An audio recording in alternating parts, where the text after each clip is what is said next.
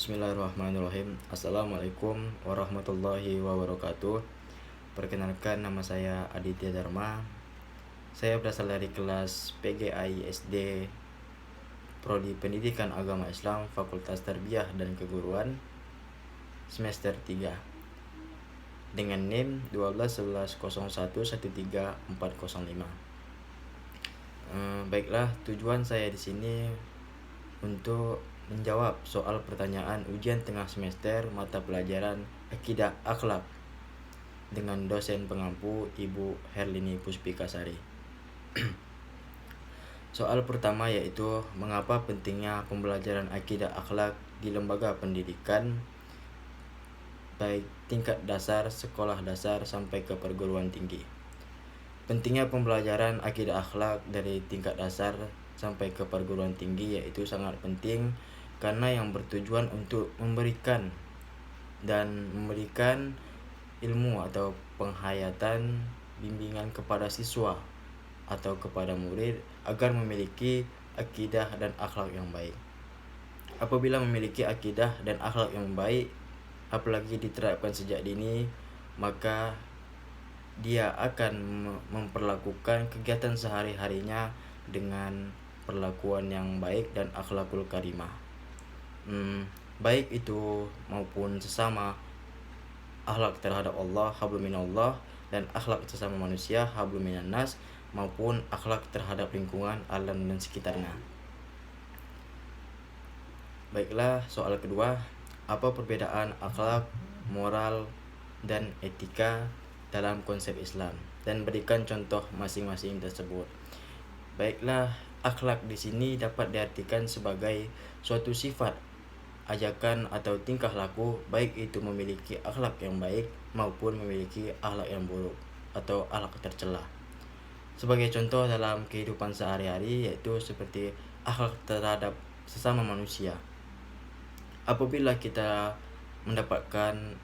melihat teman kita yang sedang susah, maka kita harus saling tolong menolong atau membantu teman kita tersebut, seperti membantu dalam kesulitan atau memberi tumpang pada saat mau ke sekolah misalnya. Selanjutnya yaitu moral. Itu dapat didefinisikan sebagai ajaran mengenai baik buruknya suatu perbuatan atau perilaku, menolong terhadap sesama, seperti yang di masyarakat atau adat istiadat. Seperti kita kalau di kampung-kampung itu seperti mengadakan takjiah atau mengadakan wirid malam setiap malam Jumat. Itu kita harus menghargai adat istiadat di setiap kampung tersebut. Selanjutnya yaitu etika. Etika di sini dapat diartikan sebagai penilaian baik atau buruk suatu perilaku manusia yang didasarkan oleh akal pikiran manusia tersebut. Seperti contohnya dalam kehidupan sehari-hari kita yaitu etika menghargai sesama, atau di suatu perkumpulan majelis kita menghargai pendapat orang lain atau menghormati orang yang lebih tua. Itu etika kepada kita orang yang lebih tua. Bersikap sopan santun. Soal ketiga yaitu bagaimana kita bisa yakin bahwa Allah itu ada, tetapi kita tidak bisa melihat oleh mata kita sendiri, oleh mata manusia. Jadi di sini kita dapat mengambil dari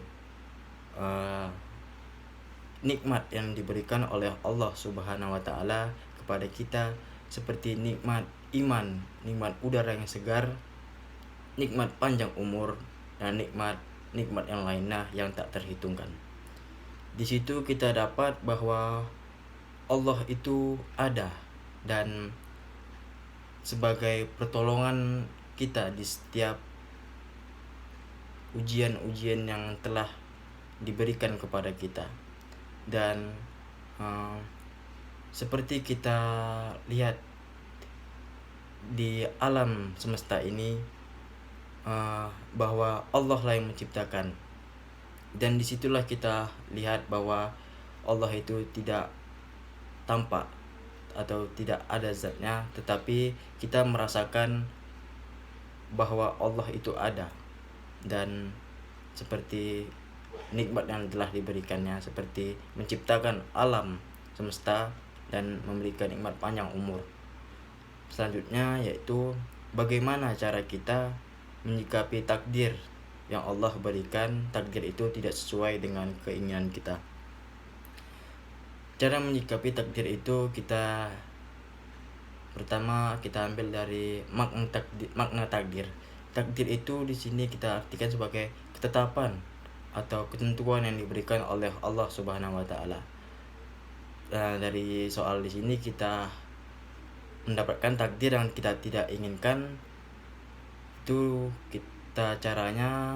bagaimana caranya kita harus sabar dan tetap rendah hati dan menerima apa yang diberikan oleh Allah dari takdir tersebut.